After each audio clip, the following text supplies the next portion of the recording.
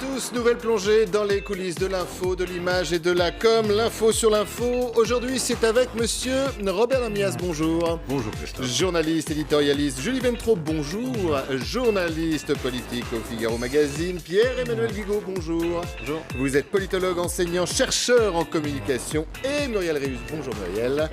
Fondatrice du mouvement des femmes avec. Et on commence par un coup de gueule, la cible, 2 affiches. Ces affiches, les voilà, dévoilées hier sur le compte Twitter de Robert Ménard. Nouvelle campagne d'affichage à venir en faveur de l'arrivée du TGV dans la ville de Béziers. Et à ce niveau-là, ce n'est plus du mauvais goût. Déchaînement de réactions sur les réseaux sociaux, mais pas seulement, ignoble, abject. Les mots sont lâchés. La secrétaire d'État à l'égalité entre hommes et femmes a saisi le préfet de région et le procureur de la République qui vient d'ouvrir une enquête. Vous allez pouvoir découvrir certaines de ces réactions pendant que nous parlons, mais également celles de Robert Ménard. C'est tout de suite. Les réactions outrées et paranoïaques à notre affiche en disent long sur l'ordre moral qui plombe le pays. Les mêmes auraient brûlé Johnny en 1960, Charlie Hebdo en 1970 ou Gainsbourg en 1980. Inquiétant.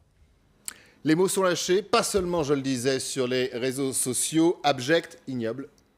Bon, c'est vraiment pas le moment. Hein. Je veux dire, tous les jours, les femmes font l'actualité. On sait qu'une femme meurt tous les 3 jours sous les coups de son compagnon ou de son ex-compagnon. On sait qu'il y a une femme sur 3 qui va être victime de violences tout au long de sa vie. C'est totalement déplacé. C'est totalement déplacé. Enfin, alors, ce personnage veut faire parler de lui. Et ça fonctionne, puisqu'on parle de lui sur les médias ce matin. Nous en parlons ensemble. Voilà, en quoi ça sert la cause, ça sert surtout pas la cause des femmes, et au fond, ça sert pas sa cause non plus. Alors bien évidemment, je le rappelle quand même, il s'agit d'une campagne d'affichage qui se trouvera au moins dans la ville de Béziers, normalement, sauf si la justice se saisit du dossier. J'ai un peu de mal à voir sur quel fondement la justice pourrait s'appuyer pour condamner cette campagne. Le mauvais goût n'est pas répréhensible par la loi. C'est de mauvais goût surtout parce qu'il y a une femme qui est morte de cette façon-là, attachée par son mari, je crois, ou compagnon, à des rails de chemin de fer. On va voir d'ailleurs le tweet qui a été posté Donc, sur le sujet. C'est pour ça que ça tombe très très mal. Et puis il a une petite obsession avec les femmes, Robert Ménard, parce que souvenez-vous de la campagne qu'il avait affichée également contre la baisse des dotations aux collectivités locales. C'était déjà, alors là, c'était l'iconographie des années 60 comme des couvertures de polar avec une pauvre femme qui se faisait étrangler par l'homme qui représentait l'État.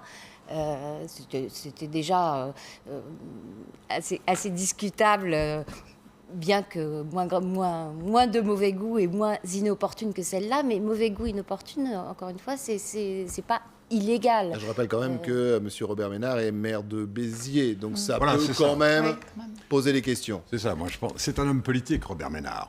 Et ce garçon est assez désespérant. Dans les temps plus anciens, nous l'avons connu comme journaliste et comme patron de Reporters sans frontières, quand même. Bon, il avait déjà des idées de droite. D'ailleurs, c'est pas parce que c'était une association de journalistes qu'elle était de gauche et que lui était de gauche. Mais là, il est tombé dans une outrance qui n'a aucun sens. Ce sont des provocations. Quand il dit, par exemple, mais on aurait brûlé Gainsbourg, on aurait brûlé Johnny Hallyday, mais c'est absolument faux. Moi, je suis désolé, ça n'a aucun rapport. Il y avait du talent, plus que du talent, il y avait parfois même du génie chez ceux qu'il cite. Et souvent la provocation naissait du talent, vous avez raison. Il n'y a aucun talent. Il n'y a, dans Charlie Hebdo, il y a énormément de talent, même s'il y a eu parfois beaucoup de mauvais goût. Là, il n'y a que du mauvais goût, de l'outrance, de la provocation politique, et in fine, à quoi ça sert ? À quoi ça sert ? Alors, à faire parler de Robert Ménard, très, très clairement, et au fond, il est très content qu'on lui accorde encore 5 ou 10 minutes ce matin. Mais à quoi ça sert sur le fond ? Car je vous rappelle quand même que cette campagne est censée, théoriquement, accélérer la promotion de l'arrivée du TGV et de la construction d'un TGV en Occitanie. J'imagine d'ailleurs les acteurs économiques de la région qui ont besoin de ce TGV, découvrant ce matin ces affiches. Non mais, si j'étais biterrois, même si j'ai voté pour mon maire, pour Robert Ménard en tant que maire, enfin, en voyant cela, j'aurais honte, quoi. J'aurais honte. C'est simplement la honte qui devrait l'envahir. C'est shame on Ménard, quoi, c'est tout. Et sincèrement, ça ne va pas au-delà. Et je pense qu'effectivement, Judith a raison. Je ne vois pas en quoi les tribunaux sanctionneraient le mauvais goût, l'outrance, sauf que c'est quand même une atteinte à la dignité des femmes. En plus, c'est sur ce point que le procureur de la République essaiera de trouver un axe. Oui, sur les deux affiches, on voit clairement la première avec l'accouchement, où en gros c'est la femme qui est réduite à la procréation d'un TGV en plus, et dans le deuxième cas, c'est la femme qui est condamnée à mort, finalement attachée sur les rails. Donc dans les deux cas, c'est une femme victime, c'est une certaine vision de la société aussi, très archaïque et qui rappelle les heures sombres de l'histoire de France. Oh, il n'en est pas à son coup d'essai, puisque on avait quand même eu les affiches aussi avec les migrants, l'idée qu'il y avait la peur que les migrants allaient arriver en masse et allaient affluer sur la France et en particulier sur Béziers. Et voilà aussi l'image que nous avons retrouvée. Donc c'est le droit du mauvais goût, Robert Ménard, tout ça pour faire parler de lui. Et comme vous l'avez dit, il dessert en plus complètement la cause, puisqu'on ne comprend même pas d'ailleurs pourquoi le TGV, c'est pas du tout clair finalement. C'est une campagne qui vise juste à choquer, sans vraiment vouloir valoriser cette idée de faire arriver un TGV à cet endroit-là. C'est une campagne qui surfe sur les droits des femmes. Invoquer les heures sombres de notre histoire pour ça, à mon avis, c'est du même niveau que quand Robert Ménard dit Gainsbourg, Hallyday aurait été brûlé ça rappelle provocation. Vous êtes exactement au niveau là. Ça rappelle quand même la place de la femme à Vichy, c'est-à-dire en gros, elle est faite pour procréer, elle est faite pour cuisiner, et quand elle se comporte pas bien, on l'attache au rail. C'est quand même un peu l'idée. Ça c'est Vichy. Pour vous c'est Vichy. C'était la place de la femme sous Vichy. On aimerait savoir ce que pense Madame Ménard, qui, je le rappelle, est quand même députée à l'Assemblée nationale. Est-ce qu'elle approuve vraiment ce type d'affiche et ce que fait son mari dans la ville de Béziers? Moi, je serais intéressé de savoir quelle est son avis. Vous savez quoi, Robert Namias, puisqu'il y a une séance à l'Assemblée aujourd'hui, on va y mettre nos caméras, on va essayer de la trouver, de lui poser la question, et si on a la réponse, je vous promets, on la diffuse demain dans la médiasphère. Non, mais c'est de l'opportunisme parfait.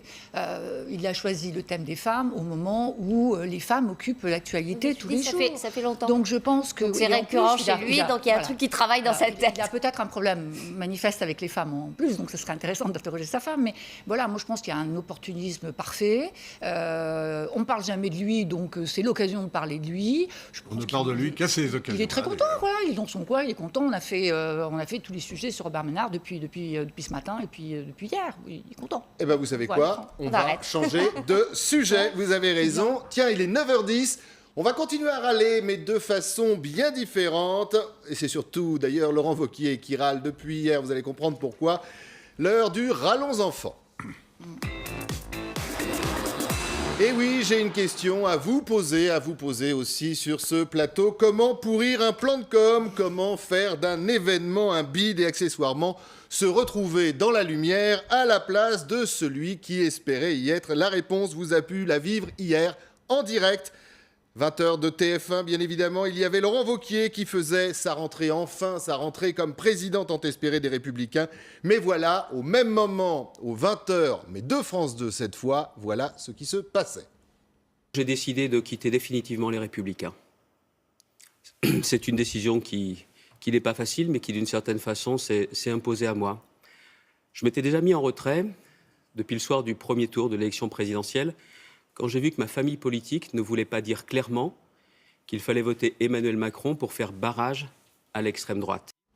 Voilà, alors il y avait quand même le 20h de l'autre côté, à TF1, bing, voilà ce que ça donne. Xavier Bertrand considère visiblement qu'il n'y a pas sa place, c'est son choix, je le respecte, mais comme je vous l'ai dit, je ne vais pas regarder dans le rétroviseur. J'avance, je regarde vers l'avenir, et moi ce que je veux, c'est faire émerger une nouvelle génération. Cette droite renouvelée, qui assume ses idées, très tranquillement, mais qui assume juste de dire ce que trop souvent beaucoup de Français sont condamnés à penser tout bas. Alors avancer, c'est bien, avancer seul, c'est plus compliqué. En tout état de cause, quand même, hier, si on revient, et on va parler du fond bien évidemment, sur la com, ouf, ça fait mal. Il y a une concordance parfaite là entre ces deux journaux télévisés. C'est quand même assez extraordinaire que les équipes de Wauquiez n'aient pas été prévenues. Alors bon, je ne sais pas comment ça s'est passé. Et si elles l'avaient été ? Ça aurait changé. Non, ça n'aurait pas changé le fond, mais il aurait été moins dans la surprise. Enfin, je pense que voilà, c'est un élément quand même important, le départ de Xavier Bertrand. En tout cas, ça arrive au moment où Wauquiez gagne cette présidence. Moi, je crois qu'il y a... Alors, ça pose la question du quid du rassemblement, ça pose la question de quid de l'attitude de Valérie Pécresse, que va-t-elle dire? Juppé s'est mis quelque peu en retrait. Moi, je partage un élément avec Xavier Bertrand, c'est que je pense qu'il y a une question fondamentale sur ce qu'attendent les Français. Je pense que les Français, aujourd'hui, n'aiment plus, enfin en tout cas ne sont pas dans une période où cette politique, effectivement, de l'agressivité, comme il le dit, et des boucs émissaires leur parle. Je pense qu'on est dans une période où... il faut sortir de ce registre-là, même si on veut construire une droite différente, et il faut le faire. Et là-dessus, Wauquiez va sûrement s'exprimer sur cette nouvelle droite. Alors le fond, on en parle, la forme aussi. Je profite de vous avoir, cher Robert Namias. Vous avez quand même une certaine expérience des médias. Est-ce que c'est un beau coup ce qui s'est passé hier sur les 20h? C'est un beau coup pour la 2 d'abord, plus que pour TF1, même si nous sommes dans les locaux de TF1, parce que effectivement, la com rejoint le fond. Qu'est-ce qui se passe ce matin? On ne parle et on entend et on en réentend que Xavier Bertrand sur France 2. Personne n'a repassé, sauf vous à l'instant, des extraits sur les radios ce matin, des extraits de Wauquiez. Pour une raison simple qui Alors rejoint, que c'était sa rentrée, on le pour une rappelle, raison simple qui rejoint le fond. C'est qu'au fond, le discours de Wauquiez, notamment tel qu'il s'est développé hier sur le plateau de TF1, il était sans aspérité, sans surprise, Rien de neuf et sous le soleil. parfaitement connu. Et ce qui va politiquement retenir l'attention aujourd'hui, ce sont les défections par rapport à ce fond. C'est naturel qu'on s'intéresse plus aujourd'hui, d'abord parce que ça n'est pas n'importe qui, Xavier Bertrand, ça a été un des dirigeants, ça a été un des patrons de l'UMP, il a été secrétaire général quand même de l'UMP pendant des années sous Sarkozy, et donc il a bien connu le président Sarkozy, et donc quand il dit aujourd'hui, mais Wauquiez n'a plus rien à voir avec l'ex-UMP, avec Sarkozy, avec Juppé, avec les fondateurs, il est crédible, il sait de quoi il parle. Donc la voix de Bertrand hier soir porte forcément beaucoup plus que la voix de Wauquiez, à la fois, encore une fois, en termes de communication et sur le fond. Et puis surtout, on voit bien que d'une certaine manière, ça renvoie Wauquiez de plus en plus à droite, mais d'une certaine manière également, c'est sans surprise. C'est politiquement sans surprise. La seule question qui se pose maintenant pour Wauquiez, c'est de savoir s'il va fédérer à droite, voire avec une partie de l'électorat d'extrême droite, ou s'il va au contraire se trouver extraordinairement rétréci et confiné entre un En Marche, doublé d'un Agir, doublé des Constructifs, etc., et un Front National qui va perdurer, auquel cas il aura beaucoup de mal à exister. Et en termes d'image, là vous avez raison, on a vu quand même un Xavier Bertrand très offensif physiquement sur le plateau, alors que de l'autre côté, Laurent Wauquiez sur le plateau de TF1 était plutôt dans la défensive. C'est celui qui a pris les coups hier. Oui, exactement. Et c'était sa rentrée pourtant. Enfin, la seule question qui vaille, c'est est-ce qu'il va y avoir une hémorragie? Est-ce que on peut pas dire un Xavier Bertrand vous manque et tout est dépeuplé. Hein. Il est loin. Il le dit lui-même. En fait, il avait pris la décision de partir dès le soir du premier tour, où il trouvait que son parti n'avait pas assez clairement dit qu'il fallait faire. On a entendu hier sous votre contrôle quand même Monsieur Bussereau. Qui fait mine de dire je m'en vais aussi. On Oui. attend toujours Valérie Pécresse avec un gros point d'interrogation. Enfin, Et le maire de Roubaix, qui est parti, lui. Oui, absolument. Mais quelle sera l'ampleur de ce mouvement? C'est toute la question. Le départ sur lequel on s'interroge le plus, c'est celui d'Alain Juppé. Alain Juppé qui a tracé des lignes rouges dans tous les sens. Pour l'instant, n'a pas dit qu'il partait. Il est même le seul, d'ailleurs, à avoir reconnu et salué la victoire de Laurent Wauquiez, tout en répétant ces lignes rouges. Mais il ne donne pas signe. Mais avec Alain Juppé, ça peut changer. Hein. Ces temps-ci, ses positions varient assez rapidement. Sur la prestation de Xavier Bertrand, il y a quand même des choses à dire. Quand il nous vend la nouvelle politique avec le slogan « Ma région, c'est mon parti », on entend ça depuis des décennies. Robert Ménard, dont on parlait à l'instant, pour sa campagne municipale, il avait des affiches « Béziers, c'est mon parti » ou « Mon parti, c'est Béziers ». Donc c'est vraiment de la... Retour au terrain de C'est nos vraiment de la très vieille politiques. politique. C'était Georges Frêche qui était un adepte de ça. Voilà, mon Oh, local, on ma a région. toujours connu ça en France. Voilà, Et c'est un grand classique. En tout cas, depuis l'époque où les régions sont devenues très importantes, à partir des années 70-80, où l'ancrage identitaire est devenu d'autant plus important. Mais là, en tout cas, sur Laurent Wauquiez, il est clair, on l'a vu dans des sondages, notamment d'Odoxa, qu'il s'est beaucoup droitisé, en tout cas son image s'est beaucoup droitisée durant la campagne, et qu'il va être obligé, et c'est peut-être déjà la posture qu'il a essayé d'avoir hier soir au JT de TF1, c'est d'essayer d'avoir une posture un petit peu plus modérée. Il va devoir se recentrer pour arriver justement à garder tout ce centre droit qui risque de partir à En Marche, ou en tout cas qui risque de sortir des Républicains. Donc là, ça va être sa nouvelle étape de stratégie de com, ça va être se recentrer. Après les excès de la campagne, il va falloir revenir un petit peu plus. Mais quand il dit je ne regarde pas le passé, je ne regarde pas dans les rétroviseurs, je vais en avant. Il a failli dire d'ailleurs je vais en marche. Mais ça, faut rien dire. C'est la langue de bois. bien une chanson, tiens, je marche seul. C'est un peu ça quand même. Ouais, et puis il y a la question du futur. Xavier Bertrand est persuadé que pour réussir en politique aujourd'hui, il faut être un élu, ne pas appartenir à un parti, et puis être modeste. Bon, c'est sa position. Moi, je pense que Laurent Wauquiez va avoir un sujet à résoudre, c'est un sujet de perception et d'image. Il y a une méfiance qui entoure Laurent Wauquiez. Donc c'est là-dessus qu'il va falloir vraisemblablement travailler. Parce que son positionnement qui est de dire je vais récupérer des électeurs peut-être du Front National et la droite doit être très à droite, on la comprend. Parce que le grand vainqueur de tout ça, c'est quand même Emmanuel Macron, qui a complètement fait exploser la droite aujourd'hui. Donc, pas que d'ailleurs, pas que la droite. La gauche. Mais donc Laurent Wauquiez n'a pas vraiment le choix pour reconstruire la droite. Ouais. Sauf qu'en termes de perception et d'image, je pense qu'il y a un boulot là à faire. Voilà. Vous avez tout à fait raison, mais alors si je peux me permettre, parce que vous disiez tout à l'heure que j'avais une certaine expérience des médias et de la télévision, il a une très mauvaise image, Wauquiez. Mais il a même une mauvaise image à la télévision et physique. C'est intéressant. Je veux dire, si vous voulez, quand vous citez les grands prédécesseurs de Wauquiez qui ont clivé terriblement, Sarkozy avait une image formidablement séductrice. Il a toujours énormément attiré et repoussé. Mais le fait d'attirer et repoussé est extrêmement C'est le positif, problème de l'aimant, finalement. ou l'avantage. Bon, voilà. Le problème de Wauquiez, c'est qu'il ne fait, mais il va... Alors, je ne sais pas. Je suis complètement d'accord. Et sérieusement, je ne sais pas comment on peut corriger une image pareille. C'est-à-dire que, quelle est son image ? C'est l'image, au fond, d'un imposteur. C'est dire les choses comme elles sont. Vrai ou faux, peu importe, je le constate. Et pourquoi ? Parce que son parcours politique, qui est celui d'ailleurs de beaucoup d'hommes politiques, sauf que les autres ont réussi à gommer cela. Lui, il n'a pas réussi à gommer cette image qui vient d'un centrisme, Jacques Barrot, etc., pour arriver à une politique de droite et à un discours politique très identitaire et très dur. Et donc, on ne sait pas qui est ce monsieur. Et les Français qui le regardent ne savent pas qui il est. Et il a beau dire, voilà, on avance, on gomme le passé, tout ça n'a plus aucune importance. Mais il vient du passé. Il vient du passé, et pour autant, on ne sait pas qui il est vraiment. Et donc, c'est un vrai problème d'image, vous avez raison. Alors là, une fois de plus, le fond rejoint la forme, ou la forme rejoint le fond, et il a un travail qui, à mon avis, dépasse largement les compétences des coachs. Oui, mais alors, j'ai attendez, juste une juste un petit... il faut quand même... Il y a un élément qui est extrêmement important. Il a ce problème d'image, alors, je l'ai dit, donc j'approuve parfaitement ce que vous avez dit, mais il ne faut pas oublier quelque chose. Il a gagné toutes ses élections. Voilà. Ça veut dire que quand il est Y sur le compris, terrain, celle et y compris de la celle-ci, présidence ça veut dire que des quand il est sur le Républicains. terrain, quand il rencontre les gens, et d'ailleurs, vous avez dû le rencontrer en one-to-one ou en petit comité, on est... Enfin, moi qui suis plutôt une femme de droite, même une femme de droite, on est d'accord à 90% avec ce qu'il dit.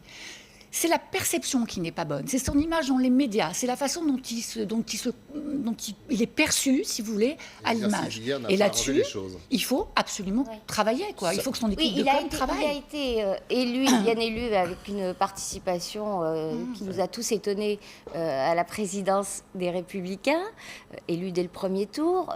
Donc ça veut dire qu'il répond à l'aspiration du noyau dur des Républicains. Ça ne suffit pas pour gagner une présidentielle. C'est 75 000 électeurs, il faut être sérieux quand même. Non, mais il a gagné. Ce sont des références qui n'ont pas de sens. Même Fillon... Robert, combien La République En Marche Non, alors pardon que... de Castaner, mais quand on dit... Non, pas de Castaner. Castaner, c'était pas une élection de militants. Une élection de militants à La République En Marche, dans l'euphorie de la victoire, en juillet, les militants sont appelés à voter pour les statuts. Ils arrivent à peine à 70 72 000. Hein, Oui, non, donc, mais ce ne sont pas des références qui électoralement ont du sens. Fillon, Ah bon, il avait été élu. c'est Fillon, il avait été élu deux par élections, une Julie, droite. Fillon avait été élu par 2,5 millions, voire 3 millions de Mais dans voix. le terrain, dans sa Et on région, a vu non, ce que ça a gagné. donné. Donc, Il a Dans- ça dans n'a pas les- de sens. dans Ces l'état- élections-là n'ont pas de sens.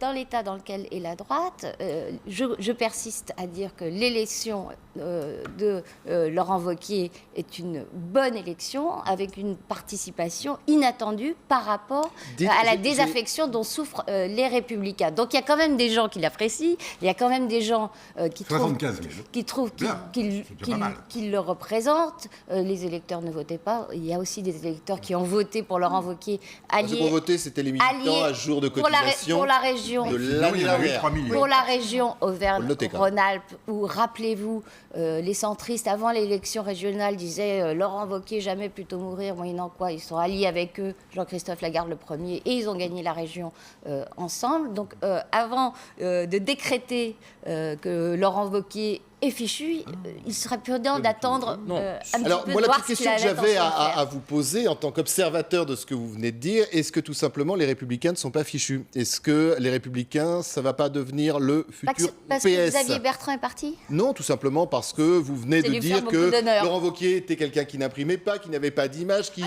non, j'ai pas dit qu'il n'imprimait Non, pas, il non. imprime. Simplement, il y a une perception qui n'est Négativement. pas la bonne. Bon, il y a Bruno Retailleau qui va s'exprimer ce matin. Bruno Retailleau a repris la présidence de Force républicaine, comme vous le savez. Vraisemblablement, il va soutenir Laurent Wauquiez, pardon. Non, les Républicains ne sont pas morts. Il y a une droite à reconstruire. Il y a une attente des Français là-dessus. Donc, bon, après, c'est comment on le fait et avec quel et programme. Sachant que récupérer les voix des électeurs du Front National, c'est l'objectif commun, pas seulement de toute la droite, de tout candidat à la présidentielle. Emmanuel Macron le voulait, François Hollande le voulait, tous le veulent. De tous les Après, candidats. la question, c'est la méthode. Écoutez, je vous propose une petite période de repos pendant, moins de 2 minutes. C'est la pub. On reviendra à l'Assemblée nationale. Vous allez voir, ça va faire du bien à tout le monde. Séquence de relaxation aujourd'hui. Je vous jure, c'est avec vos impôts et ce n'est pas une blague. À tout de suite.